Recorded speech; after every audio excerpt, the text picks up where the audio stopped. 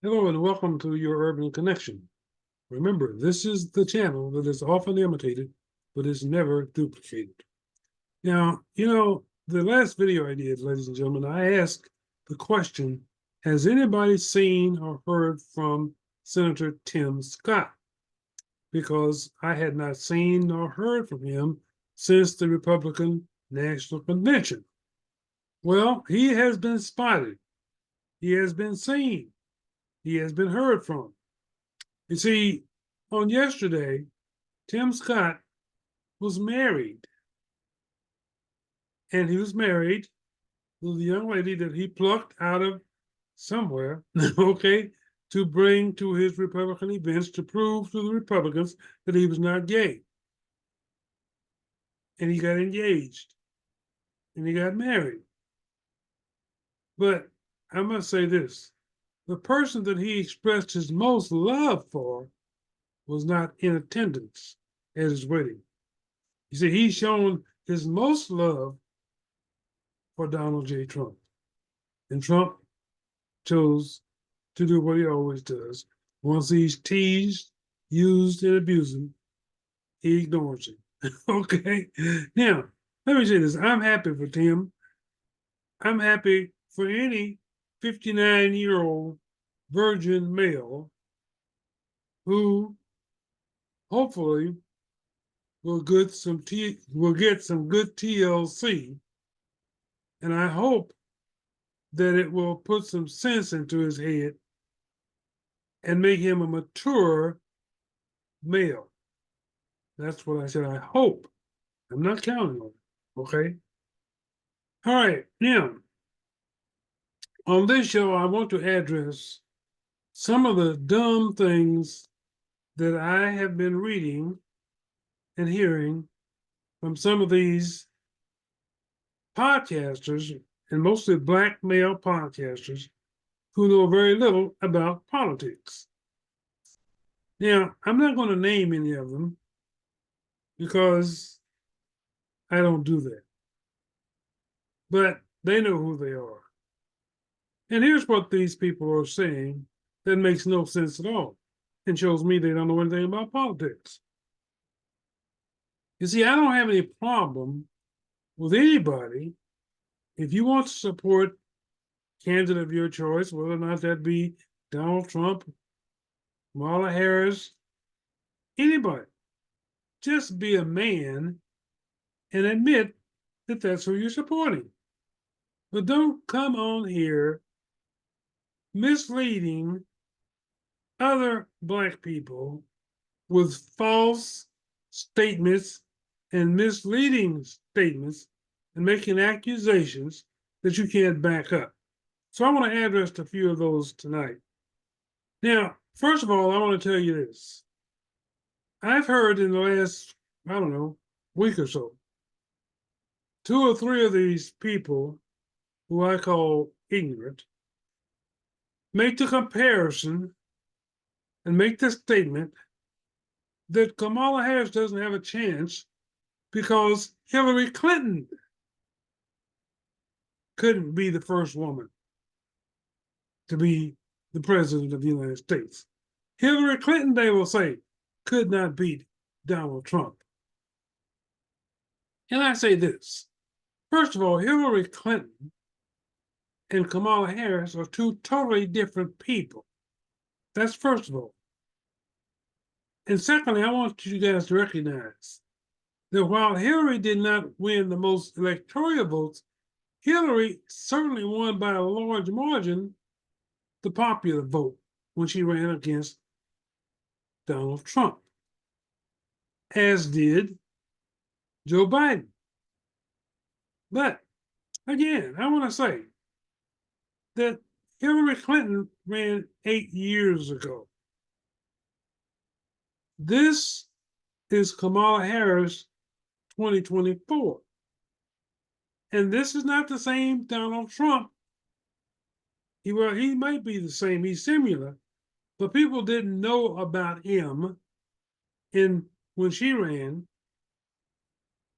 in 2016 or 15. They didn't know about him what they know about him in 2024. And secondly, and maybe thirdly, he was not a convicted felon when Hillary Clinton ran against him.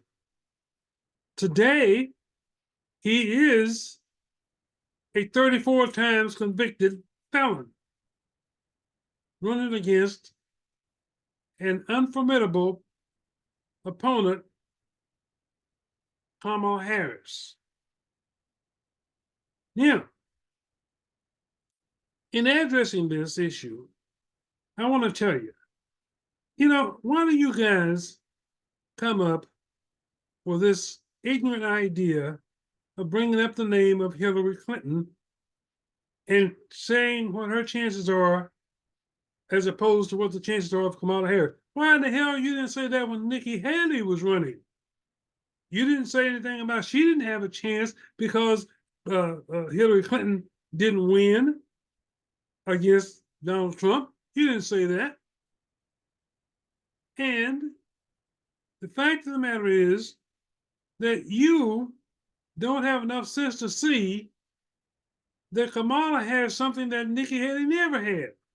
She has enthusiasm, she has charisma, and she has experience. Experience that Nikki Haley never had. And Nikki Haley was playing out there. If 1 minute she's for Trump, and next minute she's against Trump. She could never make up her mind. So even after she drops out of the race, she has built up a following. And she thinks that she can go back to following and favoring Donald Trump and take those followers with her. But it didn't turn out that way. You see, those people, for the most part, did not approve of her joining ranks with Donald Trump, and they threw their weight and their support to Kamala Harris. Just as did earlier today a bunch of Republicans for Harris, some of the biggest names in the Republican Party, threw their weight and their support to Kamala Harris. So don't come out here misleading people and spreading these falsities and comparing Kamala Harris and her chances to what Hillary Clinton did or did not do. That was 8 years ago. These are two different women. In case you didn't notice, they're not even of the same race, if that matters to you. Okay? So don't come with that. You didn't come with that against Nikki Haley. You didn't say one word about that. And we all knew, at least I did, I said a year and a half ago, she would never be, and I stand by, she would never be the president of the United States. She would never be the vice president of the United States. Okay? Now that's number one. I want to get that out of the way. The second thing I've been hearing these guys say, which is ignorant. Well, I can't vote for Kamala because she put black men in prison. What the hell do you think she's supposed to do? She was an attorney general. She was a district attorney. What the hell do you know? Do you know anybody that's a district attorney that does not put people in jail? If you break the law, be prepared to do the time if you're going to do the crime. So she did what she was supposed to do. She did what she was elected to do. She ran as a district attorney and as an attorney general. And as such, part of her job was to arrest criminals. And that's what she did. Now, what I find so interesting is the fact that you want to make a big issue out of the fact that she put black men in jail. She put white men in jail as well. She put Mexican men in jail as well. She put Indian men in jail as well. She put Asian men in jail as well. That's what prosecutors do. Now, if it was your wife, sister, or daughter that was raped by any of these men, would you not want them in jail? Yes, you would. If it was any one of these men that was robbing where you work or your home or whatever, would you not want them in jail? Of course you would. If it was any one of these people that she put in jail was seen running out of your house with a TV under his arm, would you not want him in jail? Of course you would. If it was any one of these men, okay, that had shot somebody in your family And whether or not they killed them or not, matter of fact, they shot them and injured them or killed them, would you not want them in jail? Of course you would. So what the hell are you talking about? And you know who you are. Stop spreading these lies. If you want to vote for Trump, that's your privilege. But man up and say that. Don't hide behind a computer and sit up here and spread lies and try to influence other people to your way of thinking. That's that's immoral. You have no man up. There's no law against that. Stand on your own 2 feet. Don't say to somebody, do as I say, not as I do. Okay? Because what you're doing is totally wrong and misleading. And once you find out, you lose all credibility. And all you have to do is be found out one time. And then the question I have to ask, after I hear you say this so many times, I hear you guys with this bullcrap, I have to ask you, are you being paid by Donald Trump? Because it's a proven fact that most people, Black people in particular, that are out there supporting Donald Trump are being financially reimbursed. Okay? So we have to ask the question, how much are you being paid to take the position that you are and to mislead your own people? Now, third thing I want to say, this young lady who took the stage on last night in Georgia, this is the same young Black lady who was paid by Donald Trump to convene a group of Black people at the Chick-fil-A down there about 2 months or 3 months ago. It's the same Black woman. She took the stage last night for Donald Trump at his rally, which was half empty. Okay, they got videos and pictures of the arena, plenty of empty seats. And Donald wants to lie and say that the people would not allow into the stadium, into the arena, 500 to 600, maybe 1,000 people. Because of the fact that he didn't draw as many people as he wanted, he didn't fill the arena as Kamala Harris had done in the same arena just 4 days earlier. So Donald does what he normally does. He lies and makes up excuses and makes up lies to talk about the crowd size. He's been doing that since his first inauguration day, comparing his crowd on inauguration day to that of Barack Obama. And he didn't have anywhere near what Barack Obama had. But he won't admit to that. You see? So you people, if you want to be a podcaster and you want to have any credibility and any integrity and have any morals, hey man, get your story right. Okay? Get your story right and don't be misleading. Tell people the truth. Now, some of them will follow you, some of them won't. But at least you told them the truth. Don't lie and don't mislead the people. Now, here's the good news I want to share with you. 2 weeks ago, Kamala Harris became the replacement for Joe Biden once he stepped down.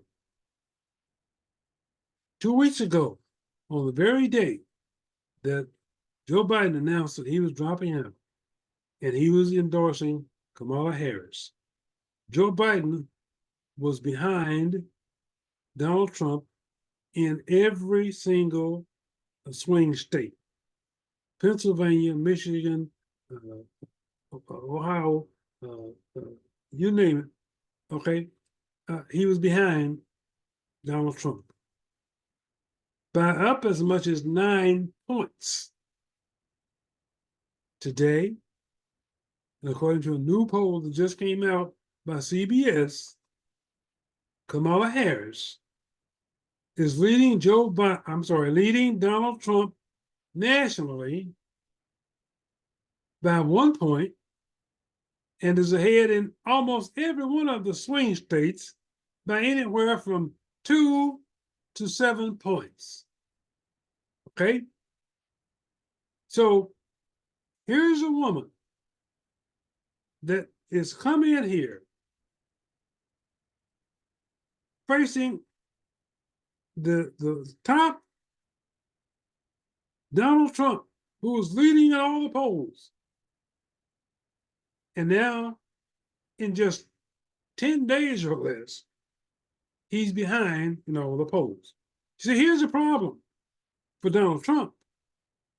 See, Kamala has something he doesn't have. She's got youth. She's got youth on her side. She can put two sentences together without slurring, and she can do it without reading a teleprompter. See, Trump, once he gets off the teleprompter, ladies and gentlemen, he goes wild. He is described as being as close to senile as anybody I've ever seen. He's now described as the oldest person to ever seek the presidency ever. Okay? So, one of the things that I have learned, and many others have learned, including many people in the Republican Party, is if you just let Donald Trump talk, he'll lose the election himself because he cannot stay on message. The fact of the matter is he does not have a message. He does not have any policies. So he rambles. And once he gets off the teleprompter, once he gets off the script that somebody has written for him, and which he will do 99% of the time, okay, he rambles, okay? And he does what he does best.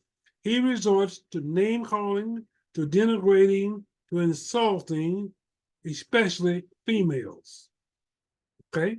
And that's what he's doing for the last week or so. He can't deal with Kamala Harris. He doesn't know how to deal with her. He doesn't have a plan of attack, okay? Like they had a plan of attack for Joe Biden. But when they switched up on him, they caught him and the Republican Party completely off guard. And he doesn't know what to do. And he's never recovered because he thought he had this in the bag against Joe Biden. But he never imagined that Kamala Harris would be the one he would be running against in the end. Oh, they were scared. They were so scared that it would be Michelle Obama. Okay, that's the one that they were kind of looking out for, and they were kind of hoping that they weren't hoping that she would run. They were hoping that she wouldn't, because they wanted Joe Biden. And now that Joe Biden is out, Kamala Harris is in. Man, she's getting under Donald Trump's skin in a big way. Now, here's a woman that comes from nowhere, and in the first 10 days raises over $310 million in her campaign coffers.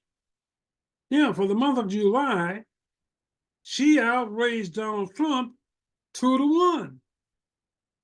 Actually, over 2-1. Okay? And Donald Trump did not get a bump from his convention. Now, that's unusual. But here's the other thing. Everybody thought that Donald Trump would get sympathy for his attempted assassination. He didn't get it. You see, the fact of the matter is, nobody wants anything to do with a convicted criminal, a con man, right? And then we just had, listen, ladies and gentlemen, I want to tell you this. The case against him in Washington, D.C., which he, because of the Supreme Court giving him what he thought was immunity, she just on yesterday, this judge, who was a black woman, by the way, she just dismissed the case that he had to have the charges dropped. She said, hell no, because what you're here filing for is not what you're being accused of. You're being accused of lying, and you're being accused of falsifying the records, okay? And that's what you're charged with, and that's what the evidence is showing, and that's what you are going to be tried on, all right? So, you see, the wind is blowing in the wrong direction all around for Donald J. Trump. And it seems that everywhere he turns, he sees a black woman standing in his way. You go to New York, he's got the Attorney General there. If you go down to uh, uh, uh, Atlanta, he's got Fannie Willis there. Okay. If you go to Washington, D.C., he's got Ms. Judge Chuckin there. If you go to Brooklyn, he's got uh, Bragg, Alvin Bragg there, black man. All right. And so, therefore, he has taken the position that the only thing that he could do is play the race card. Playing the race card. This is 2024, Mr. Trump. That crap that you've been doing for the last 40 years, ever since you and your daddy were sued by the federal government for failing to rent apartments to black people, that won't work anymore. Okay? The people have gotten used to you. They know what you're going to do before you do it. And I can tell you right now, as far as you're concerned, it's not going to get any better for you. Because as we speak, Kamala Harris is vetting and interviewing candidates for vice president. She will make a decision within the next 24 to 48 hours. And that is going to dampen your chances one more time because you picked another fool as your vice presidential candidate, and he stepped in it right from day one, big time. And this hadn't gotten any better. You've got members of your own party saying you made a huge mistake by listening to your two sons and their recommendation to pick J.D. Vance, which did nothing but kill your chance. Okay? That's what happened. Okay? So not only that, your convention's over and done. And like I said, you didn't get a bump. Kamala's leading right now in national polls, sir, and her convention is about 3 weeks away. All right? Now, with her pick for vice president, and it doesn't matter, she's got plenty of good, qualified, competent people to choose from. So it doesn't matter who she picks, she will get a bump. And mark my words, after the convention, she will get another bump. Okay? And so what I'm telling you, you'll probably have about 60 days, a little better, to recover from what I predict will be at least a 5, 6, or maybe 7-point national lead in the polls. All right? And that's something that you will not be able to overcome. This is just like I said a while back, that Joe Biden, once he fell behind by double digits, he was not going to overcome that. The lead is too insurmountable. Couldn't do it. And you, Mr. Trump, once you fall behind by 6, 7 points, there's really no turning around for you, sir. And I know that you're hoping that you can cheat and steal an election. All right? I know your people have put in place plans for you to try to steal this election. Because you know now, you're worried. You know right now that if it's a fair election, you won't win. And you can't stand that. That's the way the cookie crumbles. So I just want I want to say, like I said, to the black podcasters that are misleading their viewers. Hey guys, get a grip. Okay? Get some integrity. Get some morals. Have some respect for yourself, as well as the people that are viewing your show. Come clean. If you want to support Trump, that's your prerogative. Nobody can say anything to you about that. But do it with dignity. Don't mislead and lie to the people that feel they can trust you. Because like I said, once they find out that you're not trustworthy, your credibility is going out the window. And so I'm just giving you information You can take heed or you can ignore it. That's up to you. But you can't say that I didn't tell you so, that I didn't warn you. So right now, at this stage of the game, it's a whole different ball game than it was 2 weeks ago when Joe Biden was the nominee, right?